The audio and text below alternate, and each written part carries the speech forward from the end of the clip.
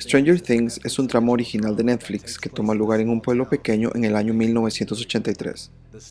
La historia es acerca de varias personas del pueblo y de cómo son afectadas de un experimento ultra secreto del gobierno que involucra fuerzas sobrenaturales. Esta serie es extremadamente popular e intencionalmente imita todo desde los 70s y 80s que tengan que ver con horror, ciencia ficción y fantasía. Fácilmente reconocerás estilos de películas como Los Goonies, E.T., Cuenta conmigo, Poltergeist, Juegos Diabólicos y Alien.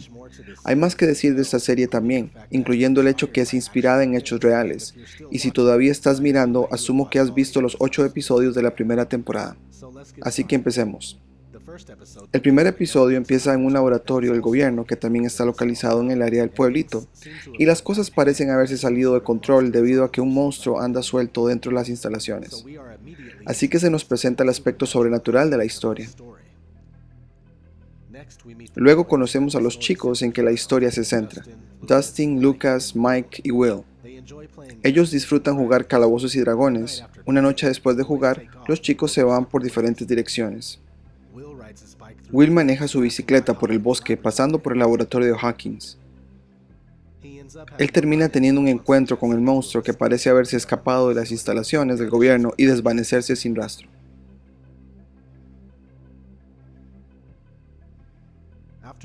Después de que la gente nota la desaparición de Will, su madre y amigos comienzan la búsqueda de él. Mientras tanto, uno de los sujetos de prueba humanos con habilidades psíquicas se ha escapado también de las instalaciones.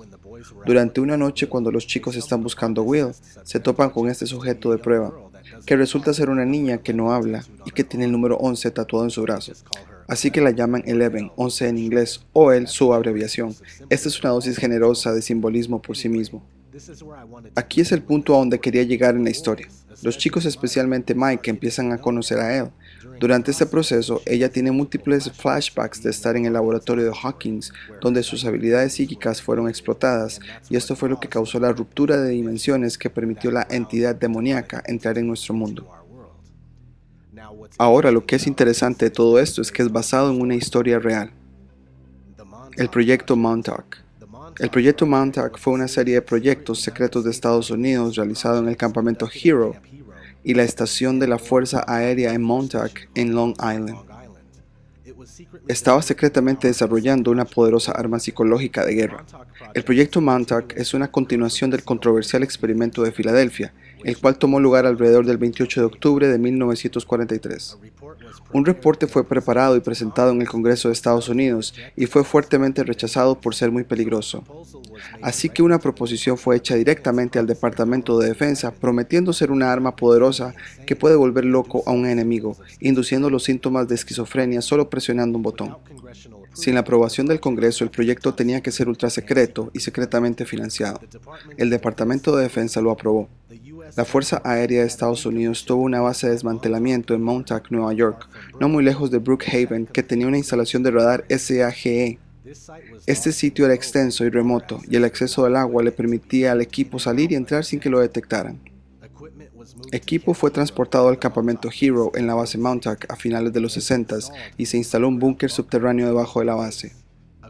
Según investigadores, para tapar la naturaleza del proyecto, el sitio fue cerrado en 1969 y donado como un refugio de vida silvestre, con la provisión de que todo lo subterráneo se quedara como propiedad de la Fuerza Aérea.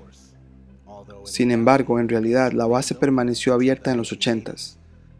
El parque nunca ha sido abierto al público bajo la excusa de contaminación ambiental. Muchos investigadores dedicados al caso afirman que los experimentos fueron altamente activos a principios de los 80s. Entre el experimento de Filadelfia de los 40s y el proyecto Montauk en los 80s, numerosos procesos judiciales fueron realizados que tuvieron que ver con telequinesia, teleportación, vista remota, viaje en el tiempo y por supuesto control mental MK Ultra. Miles de niños murieron en este programa, por miedo. Tenían un temor atroz. No tengo ninguna razón de mentir sobre nada de esto. Cualquiera que no lo crea pensará que todos estamos locos. Realmente no me importa y me da igual. Aproximadamente a 120 millas del este de la ciudad de Nueva York, queda el pequeño y remoto pueblo de Montauk. Su nombre fue heredado de la tribu Montecatini que se establecieron en esta tierra por 4000 años. Desde tiempos de la Guerra de la Revolución, fue un lugar de interés para las fuerzas del ejército, un lugar de confort y felicidad para que muchos visitaran, pero hay otros que afirman que Montauk es el lugar donde ocurrieron horrores inimaginables. Arriba del pueblito estadounidense aparentemente perfecto, acecha la torre del radar ANFP-S-35, una reliquia de 70 toneladas en la historia de la Fuerza Aérea de los Estados Unidos. Un registro no oficial del campamento Hero, que fue originalmente Fortaleza Hero, fue construido en 1942. Fue utilizado principalmente por la Fuerza Aérea durante la Segunda Guerra Mundial. Querían un número extenso de niños para ser usados en operaciones de control mental. El programa de niños Montauk, básicamente, lo que ellos hacían era tomar a chicos pequeños de la calle y los llevaban a estas instalaciones. Empezaba cuando los tomaban de las calles alrededor de Nueva York. Niños perdidos que se fueron de casa, que vivían en la calle, que hacían cualquier cosa para sobrevivir por unos cuantos dólares. Adolescentes fugitivos, prostitutas adolescentes, niños adoptivos, hijos de drogadictos, cualquiera que fuera considerado desechable y que a nadie le importara si desaparecían. Pero también tenían misiones exploratorias en ciudades y otras locaciones. Sabían el tipo de genética que buscaban y si veían a alguien que cumplía con esa genética y que era una persona fácil de capturar, tomaban a esa persona. A veces te tiraban en un cuarto de concreto y te pegaban con un palo de madera, o tomaban una barra de metal y te pegaban con ella. Había un número de diferentes personas que realizaban las torturas, experimentos, programación, etc. No eran las mismas personas para que no desarrollaran ningún tipo de relación con ellos y que no sintieran ninguna relación conmigo. No los llamaría conductores particularmente. Creo que algunos de ellos eran autómatas. Eran a veces soldados, o que se veían como soldados, o que se veían como gente ordinaria de la calle. Nunca sabía qué esperar. Siempre eran hombres, nunca mujeres que hacían este tipo de cosas. Los golpes eran lo más horrible. El hecho que lo hacían sin la aprobación de los niños. Sabes, fui literalmente secuestrado. Una cosa que les encantaba hacer era ahogarte, sostenerte bajo el agua, al punto donde estabas a punto de rendirte. Querían separar al niño, querían romper al niño. Programaban a cada pieza de individuo con algo diferente. Pero ¿cuál era la intención en las citas y los ahogamientos? Querían romper al niño que referían. ¿Para manipularlo? Así es, para manipularlo.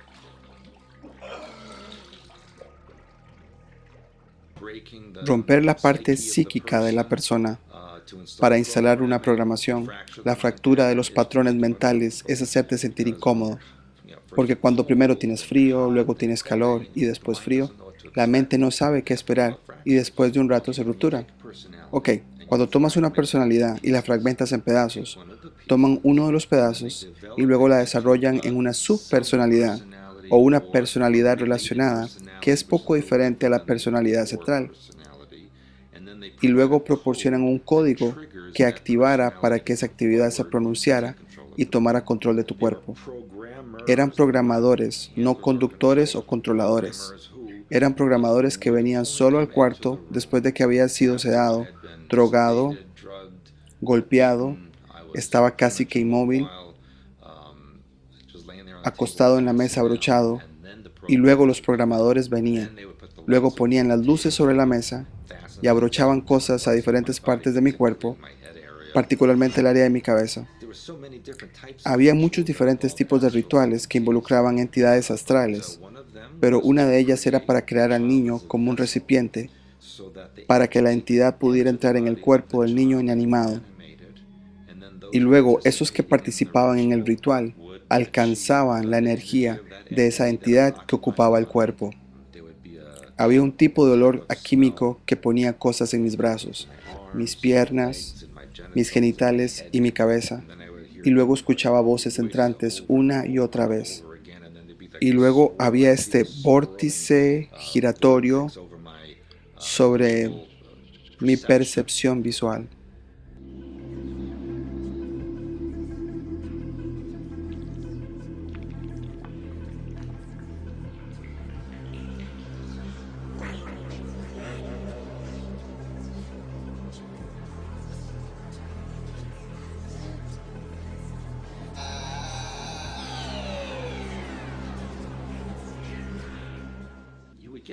Llegabas a un punto donde ya no te importaba nada, porque ya no podías sentir dolor. Creo que esa era una forma de disociación, y eso era lo que ellos querían. Querían que disociaras a fracturar tu mente. Así es como la programación empieza. Yo sí vi un par de sus sesiones. Fue asqueroso, quizá enfermo. ¿Podría describir un poco de eso? Estaba tan fuera de mí. Las cosas asombrosas que se les ocurría para crear miedo, ansiedad y fracturar. No sé cómo a seres humanos se les podría ocurrir tales cosas, pero lo hicieron. Definitivamente vi gente morir, vi animales ser matados, vi gente ser matada, vi violaciones de todo tipo. Supongo que la idea era insensibilizar de esas cosas para que, si fueras programado a hacer cualquiera de esas cosas, no te harían sentir de ninguna manera, completamente neutral a ti, porque te lo han descargado tantas veces.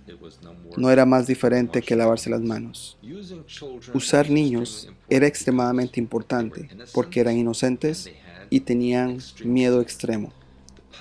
La glándula pineal excreta un químico llamado adrenalina, y esto es un potenciador de cuerpo, o potenciador de mente, o potenciador de estado de ánimo que usan los Illuminati y la élite, el cual es extremadamente poderoso si se extrae cuando la persona está en su punto máximo de miedo. Dependiendo del tipo de programación que iban a hacerle a una persona en particular, dependiendo de los patrones de la mente de la persona y genética, usaban drogas como LSD porque estaban tratando de encontrar la combinación que creara un estado alterado que permitiera la descarga fácil de la programación. Parte de esto provenía de los nazis. Parte de esto era gracias a grupos extraterrestres que habían hecho esto por años. Cuando toman a un niño que tiene más miedo que un adulto, en la mayoría de situaciones, lo traen a un estado de miedo extremo, en ese momento ellos lo sacrifican. Luego inmediatamente extraen el adrenocromo de la glándula pineal y eso era más valioso para ellos que oro.